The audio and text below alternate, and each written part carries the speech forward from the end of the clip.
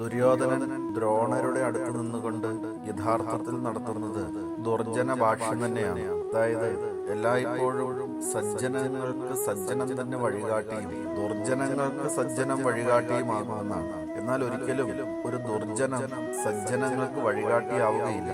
അഥവാ വഴികാട്ടിയാൽ ഏതാണോ നല്ലതല്ലാത്ത പാത അത് തന്നെയാണ് കാണിച്ചു കൊടുക്കുകയും ചെയ്യുക എന്നതുപോലെയാണ് ഇവിടെ.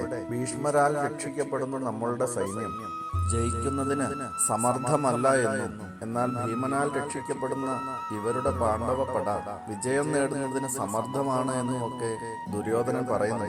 എന്നാൽ ദുര്യോധനൻ ഉദ്ദേശിച്ചത് അങ്ങനെയല്ല, മറിച്ച് നമ്മളുടെ സൈന്യം പരിധിയില്ലാത്തതാണ്, എന്നാൽ പരിമിതമാണ്, ജയിക്കുവാൻ സാധിക്കുകയില്ല.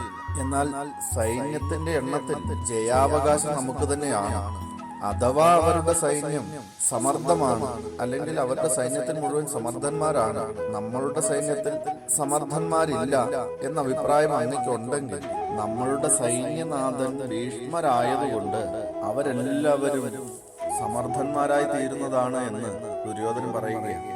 ഭീഷ്മരുടെ അപേക്ഷ കൊണ്ടാണ് ഭീമനെ സൈന്യാധിപൻ ആക്കിയിരിക്കുന്നത്. ബുദ്ധി കുറഞ്ഞ ഭീമനാണ് അവരുടെ സൈന്യാധിപനെങ്കിൽ എത്ര സമർത്ഥരാണ് അവരുടെ സൈന്യമെങ്കിലും അവരെല്ലാവരും അസമർത്ഥരാകാൻ സാധ്യതയുണ്ട്. അതുകൊണ്ട് തന്നെ ദ്രോണരെ സൈന്യസംഖ്യ അധികവും അധിപതി ഭീഷ്മരുമായതുകൊണ്ട് ജയം നമുക്ക് തന്നെ ആകാനേ വഴിയുള്ളൂ. അങ്ങയുടെ ശ്രദ്ധയും വേണ്ടവിധം ഉണ്ടായാൽ നമുക്ക് ജയം നിശ്ചയം തന്നെയാണ്.